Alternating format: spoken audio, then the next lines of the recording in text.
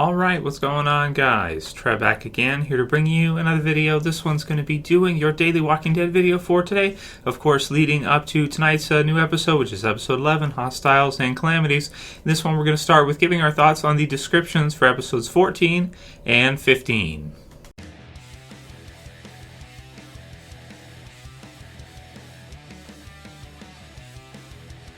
And yeah, spoiler warning, if you don't want to know anything about these episodes, then you may not want to watch this video. So pretty cool, we're starting to get some descriptions now for the last few episodes of the season, which means we're getting close, season's almost over. Going into episode 11, and then we'll have, of course, 12, 13, 14, 15, and 16, so there'll be 5 episodes after that, and that will wrap it up for The Walking Dead Season 7. Man, it's gone by really quick, crazy to start, pretty good in the middle, and has been pretty good so far this half. So this was sent to me by Rick Grimes, so I want to thank YouTube user Rick Grimes for sending it through. Episode 14, even though we don't have a title, this is from Spoilertv, so I'll put the link in the description if you guys want to read it through yourself, you can. Episode 14, Season 7, the Saviors visit the Hilltop unexpectedly, so more Savior visits unexpectedly, surprising everyone with plans of taking more than supplies. So this is interesting. Maybe taking Gregory? Could that be? Could taking Gregory because of what's going on? That could be interesting. So another question, of course, which will be good to see is whether or not they're going to notice Maggie there. So Maggie obviously having to stay there, maybe trying to hide, cover her face, that kind of deal. If Negan shows up there, then I think he would recognize Maggie and he might know that Rick lied to him. So that could be an interesting development if we see that happen.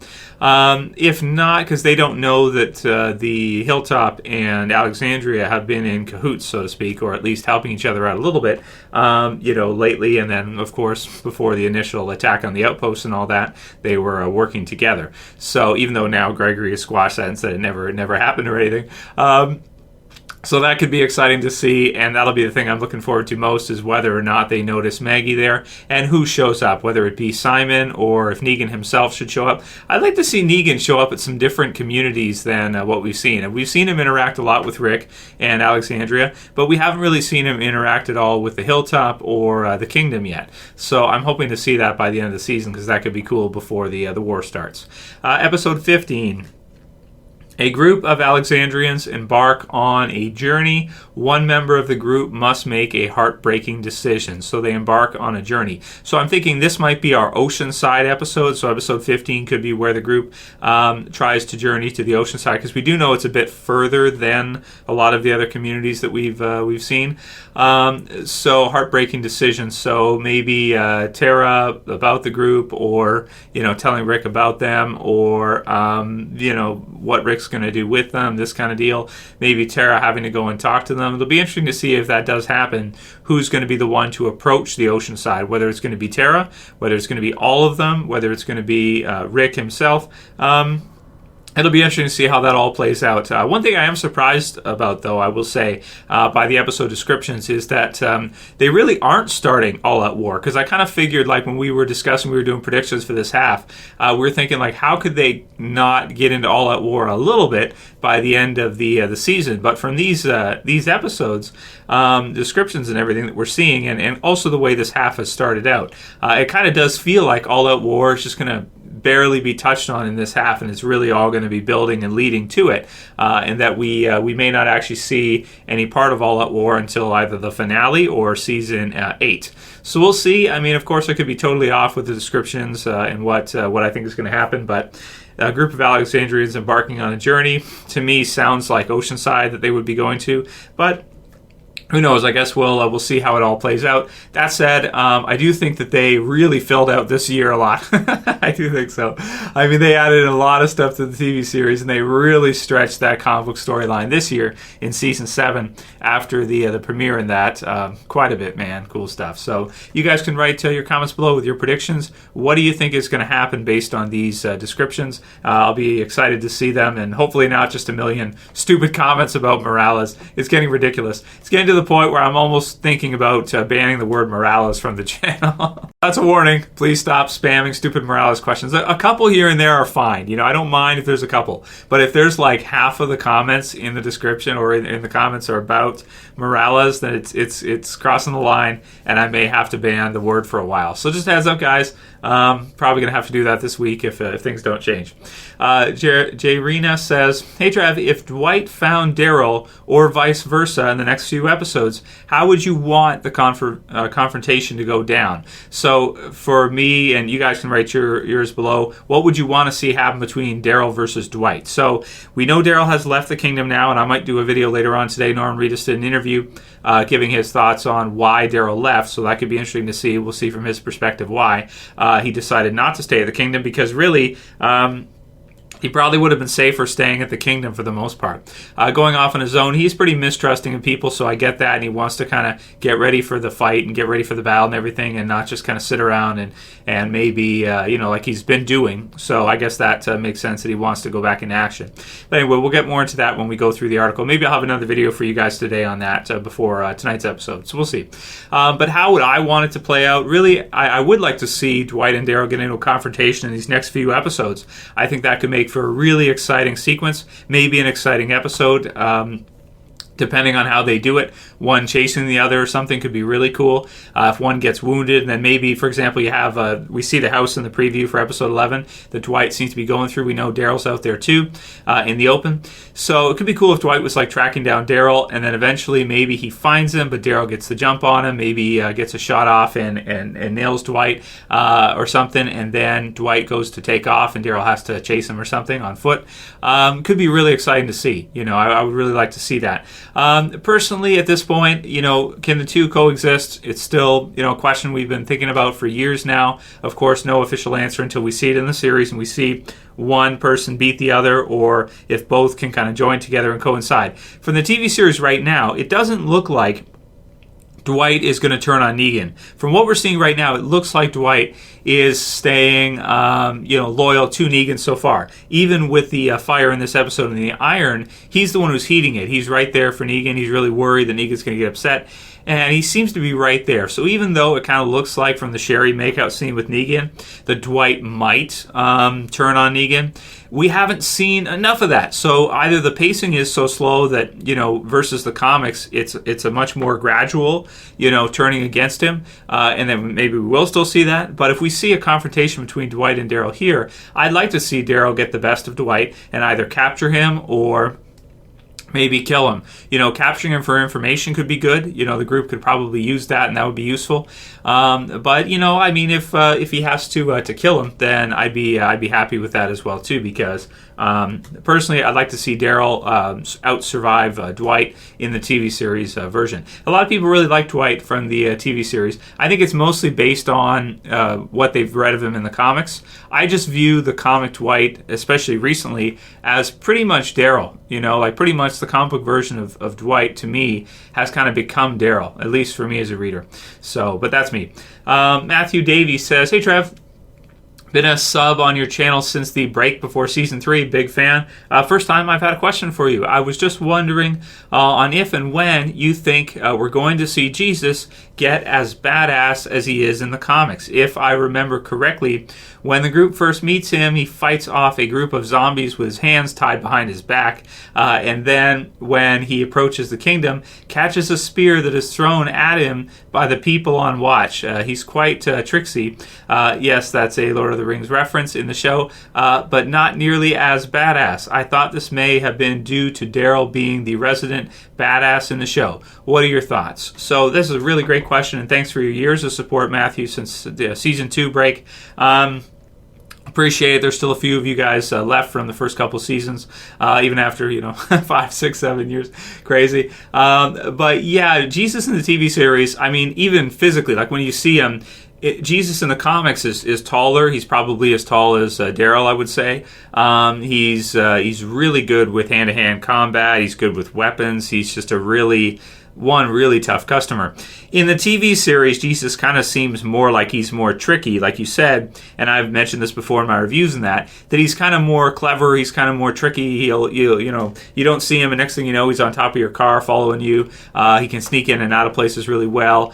He's still good at fighting, and we do get to see him kill off some, and we do get to see him in the earlier on in the season where he kills off some of the zombies at the hilltop there. So he is still pretty tough. But you're right, we haven't seen him, get his hands tied behind his back and beat zombies down with just his feet or something, which would be really cool. But maybe it's just because of how that would look in the TV series. I mean, heck, it must be very difficult to cast Jesus, because you have to cast somebody who is willing to do the gay scenes, because Jesus, of course, is gay. So he's willing to make out with dudes, but he's also tough, and he's also really skilled at combat, and he's fast.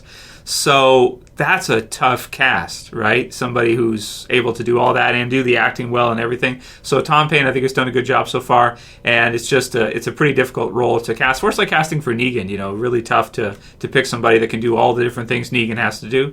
I think Jesus is the same. So maybe he'll never be as physically kind of seemingly tough in the TV series as he is in the comics. But there's lots of characters like that. Michonne's pretty tough in the TV series, but in the comics she's even more badass. She tortures the governor and stuff. So, the comics tend to be even darker, sometimes more gory, sometimes more brutal, more action-oriented. So it depends what your tastes are. But I think Tom Payne has done a great job as Jesus in the TV series with what he's been given to do. And we could see something cool like a badass sequence like that, because you're right, Jesus gives off more of a tricky vibe than he does a badass Daryl type, I'll just beat your ass, and it's not going to be, clean. It's just going to be kind of, animalistic and dirty and messy and whatever. There's not going to be much technique. It's just going to be brawling, right? Which, can also be very effective, right? You can have guys that are really good at martial arts, really like black belts, whatever, and then you could take a brawler like Tank Abbott or somebody like that, who's just a big, huge guy that fights a lot and is just figures out ways to just overpower guys and just dirty fight them and can beat guys that are, several degree black belts, this kind of thing, just because he's just this big, badass, ugly brawler dude. So anyway, old school days of UFC were fun to see. Nowadays, I don't know, it's okay. Adam Ford says, Q&A Trev, how do you think Richard will die, and who do you think will kill him? Awesome videos as usual. Peace, brother. So for Adam Ford. So for Richard, I have absolutely no idea for the TV series what they're going to do with him. He's gotten more time than I thought he was going to get. He's been an interesting character at first. Now that he's tried to set up Carol, he's kind of changed in the eyes of the audience, I want to say, especially mine. Trying to set her up makes him feel more like an enemy than it does an ally and a person who's very desperate. So, I could definitely see him being killed off within the next season. I did my death predictions for this season in Season 8. It's in the channel if you haven't seen it. I'll put it in the end videos here for you.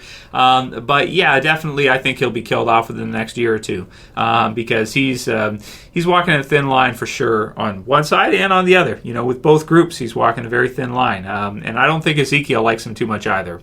We'll do a couple more. Carter Baker says, did you know Jadis is the name of the White Queen in Narnia? It's such a unique name, it can't be a coincidence. So that's nice. I didn't know that because I haven't seen Narnia Chronicles, Chronicles of Narnia or something like that.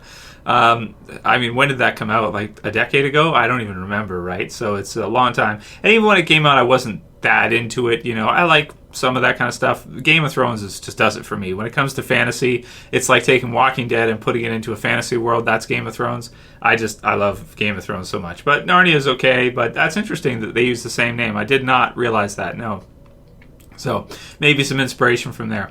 Dominic Ambrosio says, love the videos, keep them up. Hey Trev, do you think Eugene will join Negan and the Saviors? Plus in episode 13, Bury Me Here. It never goes well when the Saviors come to pick up their stuff at the Kingdom, especially with Richard being present. There's always something happening. Do you think Richard, he is so wanting to go to war with the Saviors that he does something stupid this time during the pickup that is intentionally meant to start a fight between the Saviors and the Kingdom that goes wrong and causes Benjamin to be killed, which makes the Kingdom join Rick or even Richard being killed too? So I really like this comment from you, Dominic. I think that you've got it 100%. That sounds like a great prediction to me.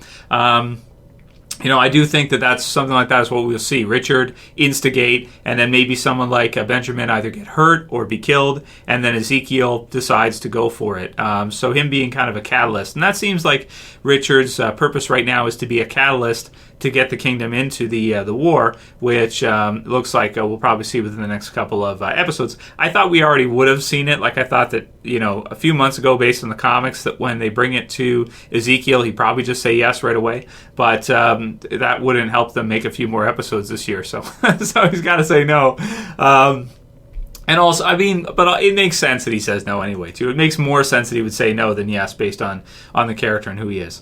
Last one will be from Zazman Reviews. He says, Trev, I'm starting to get annoyed with Rosina's whiny attitude towards everyone. I would not be surprised if Eugene cut bait and became a savior because Rosita was so mean to him and didn't acknowledge his strengths. So, Eugene's not going to have much of a choice. And also, Eugene doesn't know. It's not his fault. He's totally ignorant to everything that Rick and the others are going to start to do. And he probably wouldn't believe in it anyway, because he'd be like, the numbers and everything, it just doesn't seem to make sense. But of course, he doesn't know that Rick has found these other communities and he's starting to build, and there's really potential there. So, of course, he's going to do whatever the Saviors tell him to do, and that's just because he thinks that's what he's supposed to do. Rick told him, Rick was doing that before as well, too. So it's not really him turning against it. It's just him following along with what Negan and the Saviors tell him to do and him being obedient. With regards to Rosita's attitude, yeah, you might be right here. We've seen it a bit, and I liked it at first because, kind of where she was at as a character, but it seems to be going on a little bit longer. It seems to be a little bit more abrasive or aggressive than you think naturally it would be, like her being mean to Tara and this kind of stuff and not wanting to even go back and regroup and be intelligent about it. I didn't really like that scene that much where they kind of argue back and forth about that. I thought it was kind of pointless. Like, what's the point of this? Obviously, you should go back and figure out what your next step is, even if you're angry and you want to do something. That can be your thing to do. You should go back and figure out your next step and then go take your next step. Play chess, not checkers. So yeah, absolutely. But yeah, that'll be it for today. So I agree with you. She is getting to be a little bit too much more than I would have liked. You guys can write your comments below. What do you think about all these different things, including the descriptions for 14-15? And if you liked this video, please don't forget to thumb it up below. You can also share and favorite. And if you're new and you want to subscribe, you can subscribe at the bottom left. That's it for this video today, guys. I'll see you again probably later for another one about the interview with Norman Reedus. It's Trev, and of course tonight for the review and predictions for next week's episode and all the usual stuff. It's Trev saying peace. Later, guys. See you soon. You better subscribe.